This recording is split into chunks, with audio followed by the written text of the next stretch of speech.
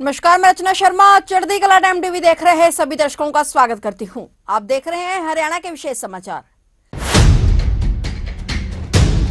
मुख्यमंत्री मनोहर लाल ने प्रदेश के प्रशासनिक और पुलिस अधिकारियों का आह्वान करते हुए कहा कि नैतिकता का सबसे बड़ा गुण संवेदनशीलता भी है। इसलिए हम सभी को समाज के अभावग्रस्त और पीड़ित लोगों के प्रति संवेदनशीलता रखते हुए काम करना होगा, ताकि हम स्वयं को एक आदर्श के रूप में स्थापित कर सके। मुख्यमंत्री हाल ही में हरियाणा पुलिस अकादमी मधुबन में हिपा द्वारा प्रदेश के प्रशासनिक और पुलिस अधिकारियों के लिए आयोजित नैतिकता शिविर को बतौर मुख्य अतिथि के तौर पर संबोधित कर रहे थे। कार्यक्रम में मुख्यमंत्री मनोहर लाल ने 40 बूस्टर नामक प्रेरक वचन का भी शुभारंभ किया। यह प्रेरक वचन सीएम के साथ साथ स्वामी ज्ञानानंद महाराज और अन्य विद्वानों के प्रेरक वचन होंगे, जो प्रदेश के सभी कर्मचारियों तक पहुंचाए जाएंगे।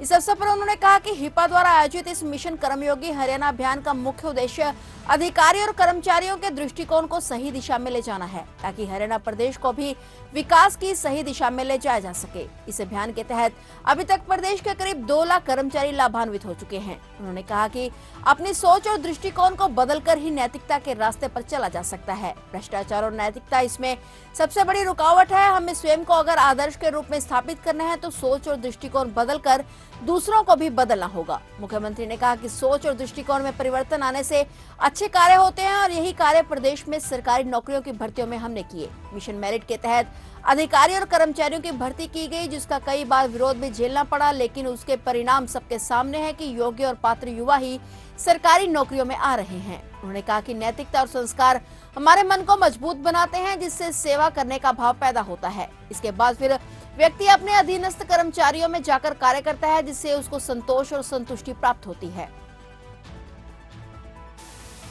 मित्रों, आज वास्तव में जो बात 2014 में शासन को संभालते ही मन में उसमें एक पीड़ा थी, और उस पीड़ा को दूर करने के लिए यही था कि कुछ विशेष हमको करना चाहिए।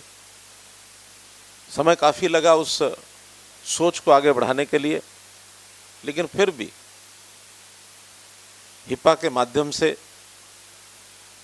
बहन चंद्रलेखा जी जब इन्होंने ज्वाइन किया तो इनके सामने मैंने एक विषय रखा कि आखिर तो हरियाणा की हमारी जो ये शक्ति है हमारे इस अधिकारी वर्ग में, कर्मचारी वर्ग में है, शासक वर्ग में है, जिनके जिम्मे समाज की सेवा करना, समाज का ठीक से संचालन करना और कुछ दुविधाएं, समस्याएं यदि हैं तो परिवर्तन करके एक शुद्ध जीवन व्यतीत करने के लिए प्रेरणा देना। और वो काम करने वाली टीम बहुत बड़ी टीम है। यानी स्थायी कर्मचारी हम देखते हैं तो 3.5 लाख से ऊपर, और उसमें अगर अस्थायी कर्मचारी यानी आउटसोर्सिंग वाले अगर देखते हैं तो 1 लाख से ऊपर वो भी हैं। तो ऐसे 4.5 लाख, कोई 5 लाख भी कहता है। ये इतनी बड़ी फौज है हमारी। इसको यदि एक ठीक दिशा हो जाए, जो काम हमारे लिए है वास्तव में उस काम करने के लिए हम आगे बढ़ जाएं, तो हम हरियाणा का कायाकल्प कर सकते हैं। 2014 का जो सुशासन दिवस था, सबसे पहला 25 दिसंबर को हम लोगों ने जो मनाया, थोड़ा विचार तो उस समय मैंने रख दिया था सबके सामने, लेकिन जो कि काम तो बहुत मल्टीफेरियस काम है, कोई कम तो है नहीं, लेकिन अपने अपने हिसाब से सब काम करते करते आगे बढ़ते बढ़ते आज हम उस बात को, स्वप्न को पूरा करने के लिए, और हम देख रहे हैं कि ये जो 3.5 लाख कर्मचारी हैं, इनका 2 महीने का, 2.5 महीने का ये जो कार्यक्रम बना करके एक 3 दिन का ये प्रशिक्षण, जिसमें हमारे जिम्मे काम क्या है और किस मनोभाव से हमको करना है, किस दृष्टिकोण से करना है, किस सोच के साथ करना, जो स्वामी जी भी बता रहे थे मोदी जी के उस वाक्य को देख करके। हिपा काम तो पहले से भी कर रहा है, लेकिन उस काम में जो 3 शब्द आए मोदी जी के उस संभाषण में, सोच, दृष्टिकोण और साथ में स्किल का विकास। स्किल के विकास पर तो हम काम करते रहे कि हमको अपने काम को किस प्रकार से करना है, एक क्लर्क को अच्छा क्लर्क कैसा बनना है, एक इंजीनियर को अच्छा इंजीनियर कैसे बनना है, एक सॉफ्टवेयर के कर्मचारी को अपना सॉफ्टवेयर का काम कैसे करना है, पीएन को अच्छा पीएन कैसे बनना है, अधिकारी को अच्छी फाइल कैसे लिखनी है। यह सब चीज़ें हम लोग तो लवासना भी पढ़ते रहे हैं। लवासना में हमारी ट्रेनिंग यही तो होती है कि हम अपने काम को किस प्रकार से आगे, एक फॉर्मल काम जो है उसको कैसे आगे बढ़ना है, लेकिन उसके पीछे दृष्टिकोण क्या होना चाहिए, सोच क्या होनी चाहिए। मैं कोई किसी के ऊपर आरोप तो नहीं लगा रहा किसी बात का, लेकिन मुझे लगता है लवासना जैसे संस्थान में भी जितना जोर इस पर दे देना चाहिए शायद नहीं दिया जाता। और जितना अधिकार क्षेत्र हमारा होता है उस अधिकार क्षेत्र में सब तरह के लोग मिलते हैं, अच्छे उच्च कोटि के, उच्च श्रेणी के, जो सब कुछ समाज के लिए काम करते हैं, वो लोग भी होते हैं। और ऐसे भी हैं दाव लग जाए तो कुछ भी आए तो अपने और अपने प्यारे और अपने जेब। यानी जिस इस संकट से पूरा देश जूझ रहा है वो है भ्रष्टाचार का, वो है अनैतिकता का। उसमें से ये विषय शुरू हुआ कि आखिर हम अपने आप को इस प्रदेश का एक संचालक माने, एक चालक माने, एक मालिक माने। ये प्रदेश किसका है, ये हमारा है, ठीक किसको करना, हमको ठीक करना है। हो सकता है सामान्य जनता ये शायद जल्दी सोच ना पाए कि वो चीजें तो ऊपर से चलती हैं। तो इन सारी चीजों को ठीक करने के लिए कुछ करना चाहिए। मोदी जी ने भी एक एजेंडा पकड़ा अपना। मोदी जी को एक पत्रकार ने पूछा, 2013 की बात है, कि देश के आप प्रधानमंत्री बनने वाले हैं। स्वाभाविक पत्रकार ऐसे ही पूछता है कि आपका, क्योंकि आप उस लेवल पर आ गए हैं कि देश आपको प्रधानमंत्री चुनेगा, तो आपके लिए सबसे बड़ा चैलेंज क्या है बताइए। उनका चैलेंज तो बहुत है कि नहीं, फिर भी कोई एक आध तो ऐसा होगा जो मन को ज़्यादा कष्ट दे रहा होगा या ज़्यादा उसके बारे में आपको चिंता होगी कि चैलेंज इसको ठीक करना है। तो हमको भी उस समय सुनकर के बड़ी हैरानी हुई कि कैसी उनकी सोच है। तो कहने लगे इस देश का संकट है मेरी बिरादरी की छवि। उनकी बिरादरी कौन सी है? राजनीतिक लोग। राजनीतिक लोगों की छवि अर्थात एक नेता की छवि। सामान्य व्यक्ति से अगर पूछो नेता के बारे में तो नेता के खिलाफ जो कुछ जहर उगलना उगल देता है। नेता ऐसे होते हैं, नेता वैसे होते हैं। और अच्छे आदमी तो अपने आप को नेता कहलाना पसंद ही नहीं करते थे। तो इस शब्द की छवि को ठीक करना, बात वाक्य छोटा ही है, एक ही है, सिंपल है, लेकिन इसके पीछे कितना बड़ा एक मिशन छुपा हुआ है। उस मिशन को ठीक करने में लग गए और उन्होंने ऐसे ऐसे लोग खड़े किए हैं। ये देश मेरा है, ये प्रदेश मेरा है, मुझे जो कुछ करना है इनके लिए करना है।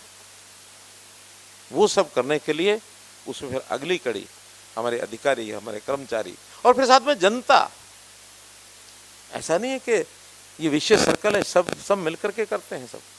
तो इन चीज़ों को ठीक करने के लिए जनता में भी जागरण कैसे करना, देश को विकसित करना है। और 2047 तक पहले देश के बड़े बड़े लोग, बड़े बड़े अधिकारी, पॉलिटिकल लोग, धनाढ्य लोग, उनका मन बनाया कि देश को 2047 तक हमको डेवलप्ड कंट्रीज में लेके आना है। और फिर करते करते विचार कहाँ तक लेके आए कि अपना जो सामान्य समाज है वहाँ भी विकसित भारत संकल्प यात्रा 2 महीने के लिए चलाओ, जन जन को उसके साथ जोड़ो, ताकि लोगों को लगे कि विकसित भारत क्या होता है। तो विकसित भारत में केवल आर्थिक स्थिति से अच्छा होना ऐसा नहीं है, बल्कि सामान्य समाज की सोच अच्छी होना, उस सोच में नैतिकता ये एक बहुत बड़ा फैक्टर है। आज हमने उस नैतिकता शिविर के नाते से इस प्रकार के आयोजन किया। सामान्य जितने नीचे के कर्मचारी या विभाग के अनुसार बहुत जो किए गए हैं, मैं सराहना करता हूँ हमारी चंद्ररेखा जी और हमारा जो हिपा डिपार्टमेंट है कि 2 लाख लोगों को इन्होंने 31 जनवरी से आज तक एक इस प्रकार की जो सीख, इस प्रकार का एक जो संदेश, इस प्रकार की चर्चा ये सब की है। और आगे 31 मार्च तक इस काम को पूरा करने वाले, बहुत बड़ा चैलेंज था ये। 6-8 महीने पहले जब मैंने इसको शुरू किया था 2-3 बैठकें मैं भी था, चीफ सेक्रेटरी साहब थे, बाकी सब थे, बड़ी हैरानी होती थी कि इतना बड़ा काम कैसे कर पाएंगे। लेकिन टारगेट रखा था कि 2 साल में इसको एक बार एक राउंड पूरा करना है और फिर उसके बाद 2 साल बाद फिर से करना है। अगर कोई ये कहे कि एक बार हो गया फिर बार बार क्या जरूरत है, ऐसा नहीं है। बर्तन को भी उपयोग करना होता तो उसको बार बार मांजना होता है। मन के ऊपर भी राख जम जाती है, स्नान भी हम रोज रोज करते हैं, तो ये शुद्धता और स्वच्छता इसका अभ्यास भी बार बार करना पड़ता है। आदमी एक एक करके शायद ना बुरा होता ना अच्छा होता है। कुल मिलाकर के समाज कैसा होता है, एक वातावरण का असर होता है और वातावरण को सब मिल करके ठीक कर सकते हैं। हमारे जीवन में सोच कैसी होनी चाहिए। प्रारंभ में जब हम लवासना से ट्रेनिंग करके आते हैं तो सब IAS, IPS, IFS सबके मन में एक होता है, वाह मैं अब देखो मेरे पास ये काम आ रहा है, देखो मैं समाज को ये कर दूंगा, वो कर दूंगा, बदल के रख दूंगा सब। कितना बड़ा एक विचार मन में उठता है उस समय। लेकिन जब फील्ड में जाते हैं, कुछ लोग मजबूत रहते हैं, कुछ जल्दी फिसलते हैं, कुछ देर में फिसलते हैं, असर होने लगता है। कुछ लोग ऐसे मजबूत होते हैं कि हाँ मैं समाज में जा रहा हूं, मैं इस काम के लिए जा रहा हूं, मेरे ऑफिस में, मेरे डिपार्टमेंट में और जो लोग हैं एक एक करके उनको मैं ठीक करूंगा। आज मैं अकेला ठीक हूं, फिर 2 मिलकर ठीक करेंगे, फिर 4 ठीक हो जाएंगे, फिर 12 ठीक हो जाएंगे। लेकिन यही अगर एक आदमी गलत होता है, उसको भी संगत मिल जाती है। वो अपने आप गलत होता है, दूसरे को भी साथ मिला लेता है, फिर मिलके 2 गलत हो जाते हैं, फिर 4 होते हैं, फिर 10 होते हैं। ये दोनों चीजें साथ साथ चलती हैं। परिवर्तन करने के लिए हमने कई चीजें मन में संकल्प किए थे। उसके अंदर एक संकल्प ये था कि आखिर हमारा सरकारी कर्मचारी से बहुत बड़ा वर्ग ऐसा है कि जो नौकरी पाने के लिए उसको बहुत कुछ उल्टे सीधे हथकंडे करने पड़ते हैं। हरियाणा का ऐसा कल्चर था। कॉलेज में पढ़ाई करते समय मैंने कुछ साल बिजनेस भी किया है। 8 साल जब बिजनेस किया तो उस समय भी पता लगा कि क्या क्या घिनौने काम होते हैं। हमने कहा ये जो हमारा कर्मचारी अधिकारी है, ये आखिर अपनी योग्यता के ऊपर मिशन मेरिट के आधार पर हम नहीं ला सकते क्या? बहुत विरोध सहना पड़ा। नहीं तो यही कर्मचारी अधिकारी नौकरी पाने के लिए क्या क्या करते थे, लाखों रुपया, और कोई कोई पोस्ट तो ऐसी होती है करोड़ तक भी पहुंच जाते नहीं। बोलिए, पीड़ा होती थी सुन करके। हमने कहा इसको दूर करेंगे। बहुत विरोध महसूस यानी मोल लिया हमने कि अपने लोग क्या करेंगे। हमने कहा दृष्टिकोण बदलो, अपना कौन और पराया कौन है। कबीरा खड़ा बाजार में सबकी मांगे खैर, ना काऊ से दोस्ती ना काऊ से बैर। मन में विचार करो, ये सारे अपने हैं। तब जाकर के उसमें से लगेगा कि मुझे अपने प्रदेश के साथ अपने आप को जोड़ना है, और जोड़ करके यदि चलेंगे तो फिर उसमें से अच्छाई आगे बढ़ेगी। हम जिस लेवल के लोग हैं, हमारा दायित्व सबसे ज्यादा है। और ये आखिर ये सब चीजें पाठशाला या जो हमारा ये जो प्रशिक्षण शिविर, बल्कि मुझे बैठे बैठे ऐसे विचार आ रहा था कि ये जो रखा है हमने कि नैतिकता का ट्रेनिंग, मन में विचार था नैतिकता की ट्रेनिंग नहीं दी जा सकती। एक पाठ्यक्रम ठीक है, हमारे सामने एक पाठशाला के रूप में रखा गया। रखने के बाद हम स्लाइड्स याद रख लेंगे, शब्द याद रखेंगे, वाक्य याद रख लेंगे, लेकिन उसके कारण से कोई बहुत बड़ा प्रभाव नहीं होता। तो ये थे हरियाणा के विशेष समाचार, और नए समाचारों के साथ फिर से हाजिर होंगे। तब तक के लिए देखते रहिए चढ़ती कला टाइम टीवी।